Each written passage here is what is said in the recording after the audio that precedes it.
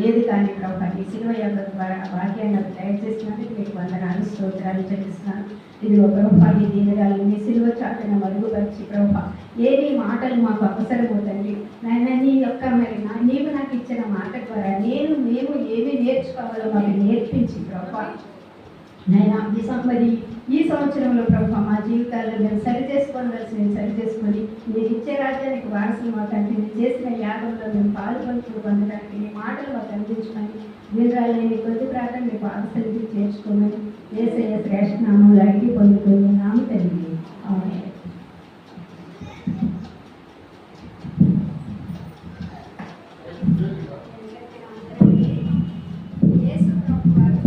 సిలువలో పలికిన 5వ మాట గురించి నాకు ఇచ్చారంటే గారు దీన్ని బట్టి నేను అయ్యగారికి నా వందనాలు చెల్లిస్తాను. 5వ మాట ఏంటంటే యోహాను సువార్త 19వ అధ్యాయము 28వ వచనం. అటు తరువాత సమస్తమును అప్పటికి సమాప్తమైనదని యేసు లేఖనము నెరవేరినట్లు నేను దప్పిగొడుతున్నానని. ఇక్కడ యేసు ప్రభువు వారు 5వ మాట ఏమని చెప్తున్నారంటే అండి, నేను దప్పిగొనుచున్నాను. మనకి ఎప్పుడు దప్పి కలిగిద్దండి? నేను ఇక్కడి నుంచి ఇక్కడికి వచ్చేసరికి కొంచెం గాలి సెలవు పెట్టి చెమటలో పడుతుంది, నోరు గుర్తుంది. మరి యేసు ప్రభువు వారు రాత్రంతా నిద్రలేదండి. ఉదయం 9 గంటల నుండి ఇదే భయంకరమైన ఎండ. ఈ పరిస్థితుల్లో ఆయన్ని ఆకాశానికి భూమికి మధ్యన వేలాడదీశారు. అటువంటి పరిస్థితుల్లో ఆయనకి ఏమి కలిగిందండి? శరీరం శ్రమపడి శరీరం అలసిపోయి ఆయనకి ఏమయ్యింది? దాహం అయ్యిందంట. ఒక పాట పాడదామండి. ఇప్పుడు మన కీర్తన పుస్తకంలో 110 కీర్తన ఉన్నా చూడండి. ఏ పాప మెరుగని యో పావనము శ్రీ పాపమి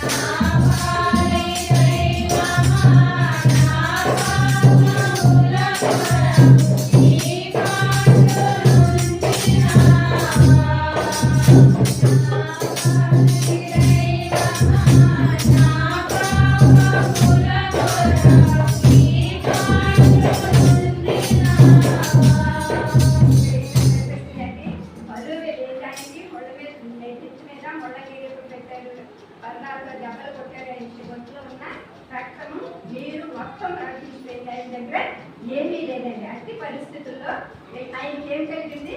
పలు విధమైన శ్రమలు కలిగినాయి. కాబట్టి ఆ శ్రమల వల్ల ఆయనకి ఏం కలిగిందండి? దాహం కలిగింది. కాబట్టి ఇది శరీర సంబంధమైన దాహం. ఇక్కడ శరీర సంబంధమైన దాహం ఏంటంటే ఈయన అలిసిపోయారు, దెబ్బలు అవన్నీ మన కొరకైనా శ్రమ పడ్డారు. మరి అలాగనుకుంటే ఈయన మరి మనం అందరం ఆయన దేవుడు అంటున్నాం, ఆయన్ని పూజిస్తున్నాం. మరి దేవుడికి దాహం ఉంటుందా? అది ఇక్కడ వాక్యం చెప్తుంది. ఆయన సంపూర్ణ మానవుడు, అంతేకాకుండా సంపూర్ణ దేవుడు కూడా. ఈయన మనిషి ఎలాగో అంటే యోహాను సువార్త 1వ అధ్యాయం 1వ వచనంలో ఉంటుంది సార్. చెప్పండి.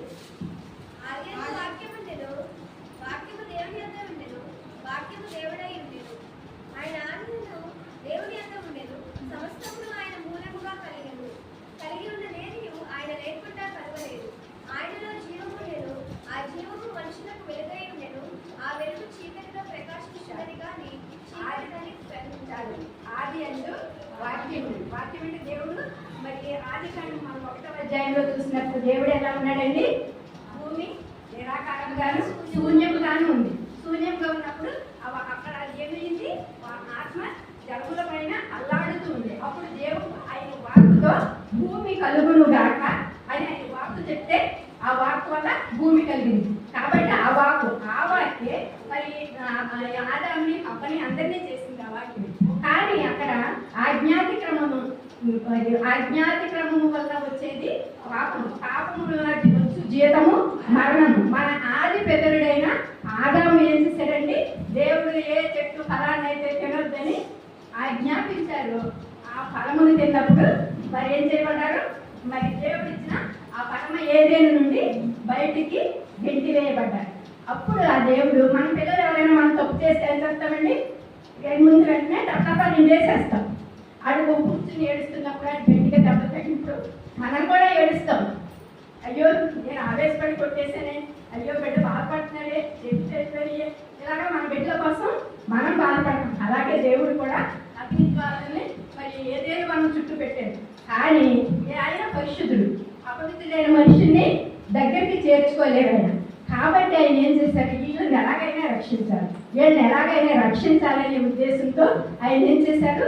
మనకి మరి హెబ్రీయులకు రాసిన పత్రిక 2వ అధ్యాయం 16వ వచనంలో ఉంటారు చూడండి.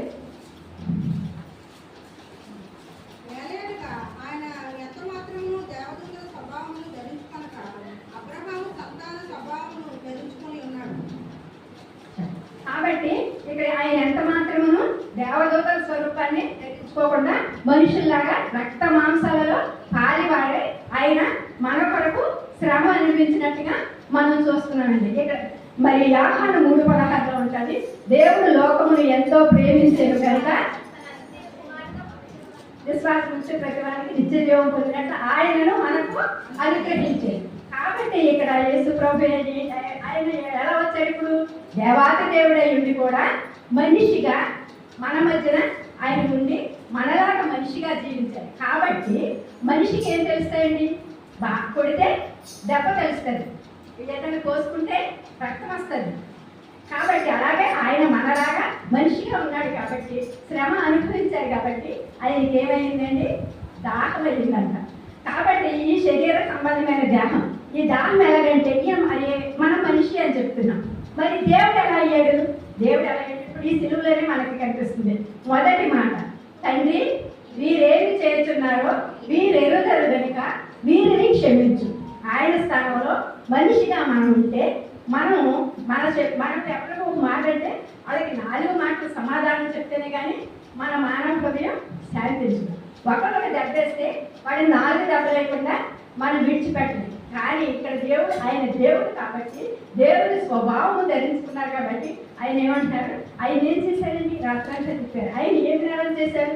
ఏ పాపం చేశారు? మన స్థానంలో ఆయన ఉండి మనము పొందవలసిన శిక్షను ఆయన పొందుతున్నందుకు ఆయన ఏం చేశారు? సిలువ వేయండి అని కేకలు వేశారు, కొట్టారు, ఈడ్చికెళ్ళారు. మరి పిల్లలు స్క్రిప్ట్ వేశారన్నారు, నేను చూడలేదు. మరి అది చూసే మరి అందరూ ఎంతో బాధపడ్డారు. మరి నిజంగా దేవుడు అనుభవించినప్పుడు అప్పటి జనములు మరి ఎందుకంటే సూర్యుడు చూడలేకపోయాడు, భూమి గజగజ వణికి భూకంపం వచ్చిందంట, ఆలయము తెర చిరిగిపోయిందంట. అంటే దేవాది దేవుడు పడిన శ్రమను చూసి సృష్టి ఏది కూడా చూడలేకపోయింది. మరి అప్పుడు ఆయన మనం దేవుడని ఒప్పుకోవాలి కదండి. ఆయన దేవుడు. 2వ మాటలో కూడా నీవు నేను నేడు నాతో కూడా పరదేశంలో ఉందమంట. పరలోకానికి మనం వెళ్ళకపోయినా పరలోకంలో మనం స్థానం ఇప్పించగలమా? మనకు అది ఇది ఉందా? అది దేవుడికి మాత్రమే సాధ్యం. కాబట్టి ఇక్కడ ఆయన ఈ 2 మాటలను బట్టి దేవుడు అని తెలుస్తుంది. మరి మనిషి అనడానికి ఏంటంటే ఇదిగో మరి 4వ మాట నా దేవా నన్ను నేల చేయి విడనాడింది అయ్యగారు చెప్పాడు. మనకి ఎప్పుడు వస్తాయి గట్టిగా కేకలు? బాధని ఓర్చుకోలేనప్పుడు, బాధను సహించలేనప్పుడు మనకి కేకలు వస్తాయి. కాబట్టి ఈయన మనిషిగా మన మధ్యన రక్త మాంసంలో పాల్గొనగినందున ఆయన బహు శ్రమ పడుతూ బహు బాధపడుతూ మరి ఆ శ్రమనంతా అనుభవిస్తున్నప్పుడు ఆయన నోరు ఏమైందండి? నోరు ఎగిరిపోయి దాహం అయిందంట. మరి ఈ దాహము ఇది శరీర సంబంధమైన దాహం. కానీ ఇక్కడ ఇంకొక దాహం ఉన్నది. అదేంటంటే లేఖనములు నెరవేరినట్లు 19:28 ఉంటుంది చూడండి. అటు తర్వాత సమస్తము అప్పటికే సమాప్తమైనదని యేసు ఏది లేఖనము నెరవేరినట్లు నేను దప్పికొనుచున్నాను అని. ఇక్కడ లేఖనాలు ఏంటి? లేఖనాలు ఎక్కడి నుండి వచ్చినాయి అంటే ఇక్కడ దావీదు కీర్తనలో 22వ అధ్యాయము 15వ వచనం చూడండి ఒకసారి.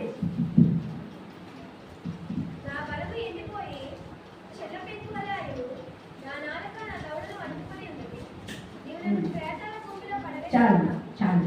అదే కాకుండా మరి కీర్తన 69:21 కూడా ఉంటుంది చూడండి.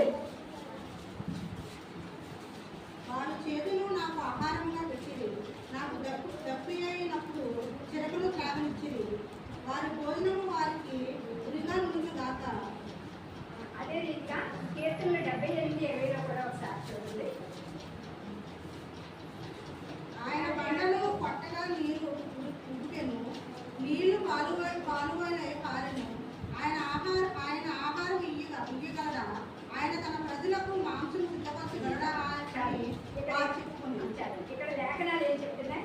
69 మరి కీర్తన గ్రంథం 22:15, 69:21 ఏం చెప్తున్నాయి? ఇక్కడ నా నాలుక దౌడ కంటుకుపోయిందంట. దావీదు ఎవరు రాశారండి? దావీదు గారు రాసిన కీర్తన. అంటే ఆయనకి ఎప్పుడైనా అలాగ అంటుకుపోయిందంటారా? కాదు. దేవుడు ఆయనకి నేను వస్తున్నాను, లోకానికి వస్తాను, నేను ప్రజల కోసం, నేను పాప క్షమాపణకి నేను సిల్వయాగం అవుతానని ఆయన ప్రవచనిస్తూ వచ్చారు. లేఖనాలు ఆ లేఖనంలో మరి యేసు ప్రభు గారు దావీదుతో మరి ఆయన ఆత్మచేత నింపబడిన వాడే ప్రభువును గుర్తిని ప్రవచింపబడిన లేఖనం అన్నమాట. కాబట్టి ఇక్కడ ఏం చెప్తుంది? మరి దావీదు గారు మరి దౌడు అనుకోవాలి, కానీ యేసు ప్రభు గారు అనుభవించబోయే శ్రమను గురించి ఆయన ముందుగా ప్రవచించిన ప్రవచనము నెరవేరినట్లుగా ఆయన ఏం చేశారండి? దప్పికొన్నాడు. ఇది లేఖనంగా నెరవేర్పు దప్పిక. ఇంకోటి ఏంటంటే మరి జీవజలాలు మరి యెషయా 55లో చెప్తారు, దప్పికొని వారి ద్వారా నీళ్ళ దగ్గర అంటారు. అదే కాకుండా మరి ఇశ్రాయేలు జనం మరి ఐగుప్తు నుండి కానానికి వెళ్తున్నప్పుడు వాళ్ళకి నీళ్లు లేకపోయినప్పుడు అక్కడ ఏం చేశారు? మరి మోషే మమ్మల్ని ఎందుకు తీసుకొచ్చా, మమ్మల్ని ఇక్కడ చంపేయడానికి అని అంటున్నప్పుడు మోషే మరి బండ మీద కొట్టమన్నప్పుడు బండ నుండి నీళ్లు వచ్చింది. మరి అటువంటి దేవుడు మరి దాహమని తీర్చగల దేవుడికే దాహం అయింది అంటే అది నిజంగా ఆయనకి దాహమని కాదండి. ఇక్కడ లేఖనములు నెరవేరాలి కాబట్టి ఆయన దప్పికొనుచున్నానని చెప్పారు. మరి ఆ బండను ఇక్కడ ఏమనిందంటే బండను మోషే కొట్టినట్లు. ఆ బండ ఎవరంటే కొరింథీయులకు రాసిన మొదటి పత్రిక 14వ వచనం చూడండి.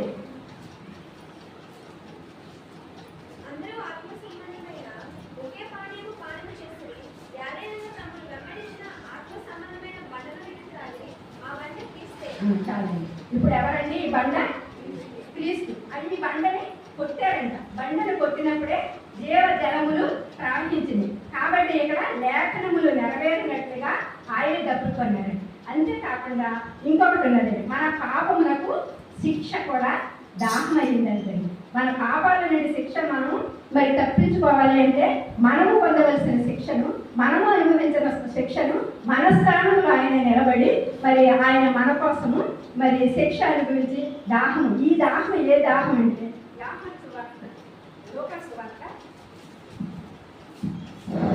లూకాసు వార్త 16:19 నుండి 26 వరకు ఒకసారి.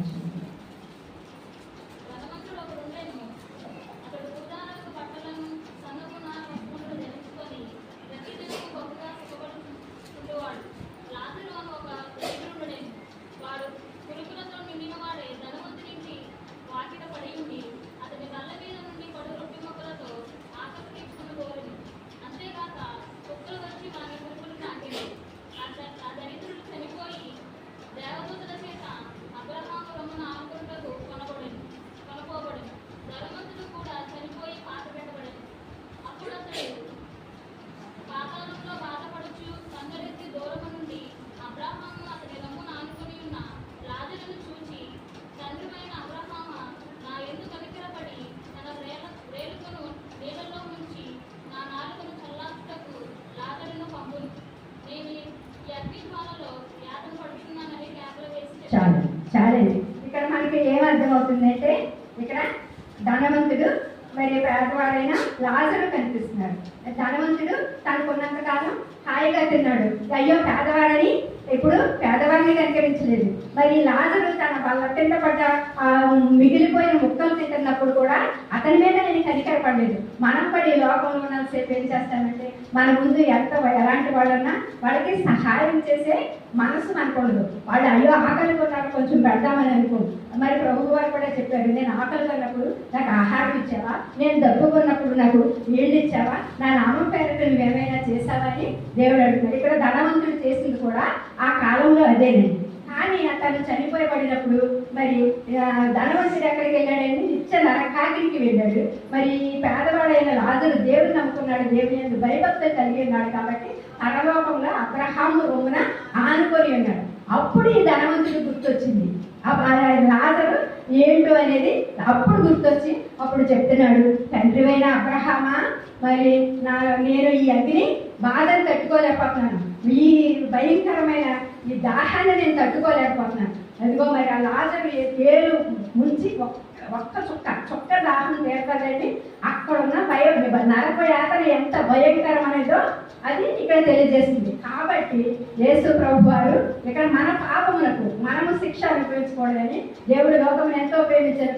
కాబట్టి ఆయన ప్రేమ మనల్ని మన మీద ఉన్న ప్రేమ ఆయన్ని బలవంతం చేసింది. కాబట్టి ఆయన మరి దేవలోకంతో ఉండటం విడిచిపెట్టకూడని భాగ్యమని ఎంచుకోకుండా ఆయన ఈ భూలోకానికి వచ్చాడండి. భూలోకానికి వచ్చి ఆ అగ్ని ఆడదు పురుగు చావని నిత్య నరకాగ్ని అది ఎవరికి? మరి సాతానికి దాని అనుచరులకు సిద్ధపరచబడింది. ఏ ఒక్క పాపి నశించపోకూడదు అనేది ఆయన గొప్ప ఉద్దేశము కనుక ఆయన ఏం చేశారండి? మన కోసము మన పక్షముగా ఆయన ఆకాశానికి భూమికి మధ్యలో వేలాడి మరి మా దాహం ఎలాంటి దాహం అంటే ఆ నరకాగ్ని నుండి మరి ఆ పాతాళంలో ఉండే నరకాగ్ని నుండి మనల్ని వినిపించడం కొరకు ఆయన పొందిన దాహం.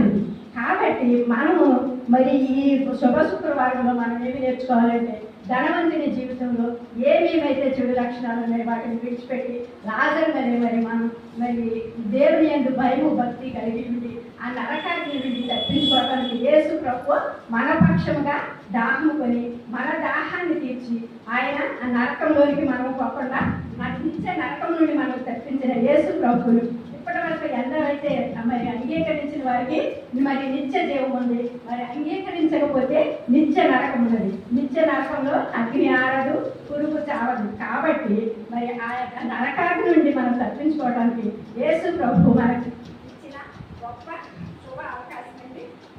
కాబట్టి మనం అందరము మరి యేసు ప్రభు మన పక్షముగా మరి మన దాహం ఆయన తీర్చారు కనుక ఆ నరకాగ్ని నుండి తప్పించడానికి మరి ఆయన అంగీకరిస్తే మనం ఈ రోజైనా మనం ఆయన అంగీకరిస్తే మరి నిత్య నరకాగ్ని నుండి తప్పించడానికి యేసు ప్రభు సిద్ధంగా ఉన్నారు. కాబట్టి మరి మనం ఒక్కొక్కరు మనం పరిశీలన చేసుకొని మరి శరీర సంబంధమైన దాహం, మరి ప్రవర్తనాలు నెరవేర్చే దాహము, పాప శిక్షణకు మరి దాహం, ఈ దాహాలు మూడు మనం చూసాం. కాబట్టి ఆఖరికి మన పాప శిక్షకు మనకు బదులుగా ఆయన శిక్షను అనుభవించి ఆ నరకమును తప్పించారు. కాబట్టి ఆ నరకం నుండి మనం కూడా మరి తప్పించబడి యేసు ప్రభువుని నమ్ముకొని ఆయనలో మరి ముందుకు కొనసాగాలని మరి మీ అందరి ప్రభు పేద మనం చేస్తూ దేవుడి చిన్న మాట్లాడుకుంటున్నాను.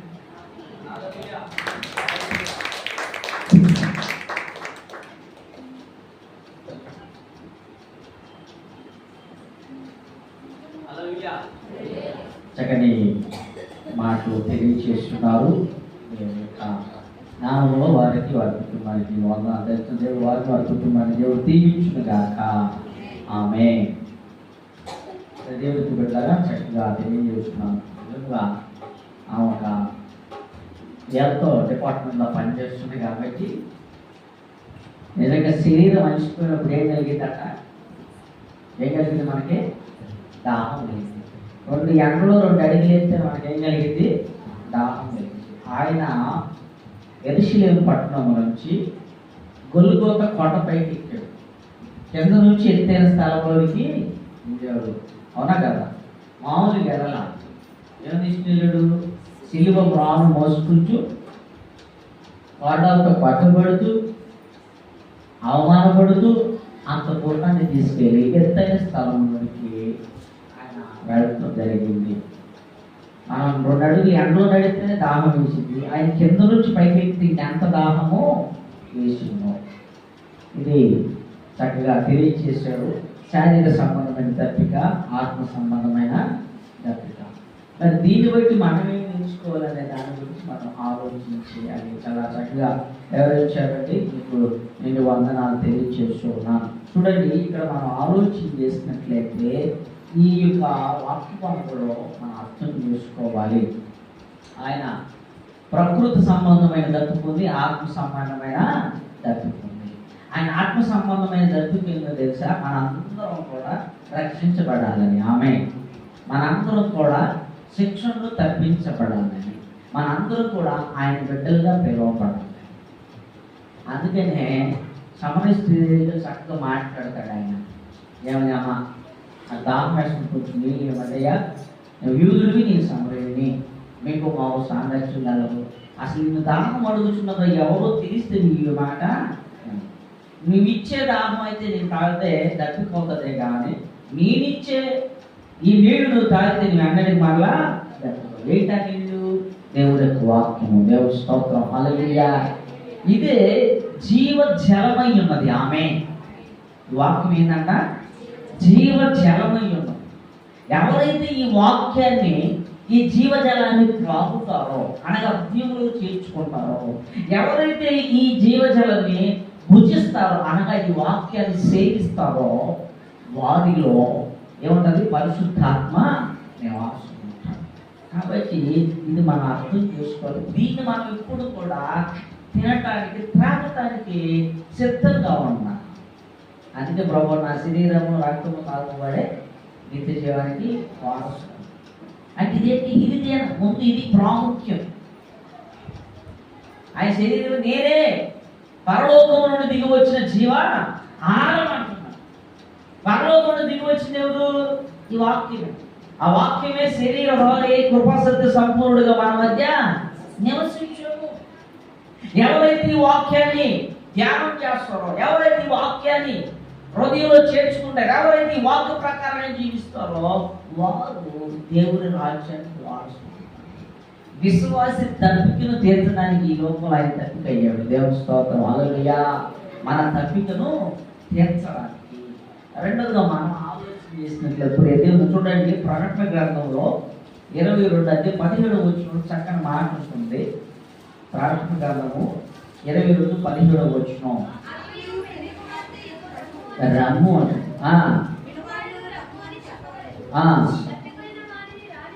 దప్పికొనిన వాడిని రానిమ్ము. దేవుని స్తోత్రం, హల్లెలూయా. దప్పికొని వాడు రానిమ్ము అంటున్నారు.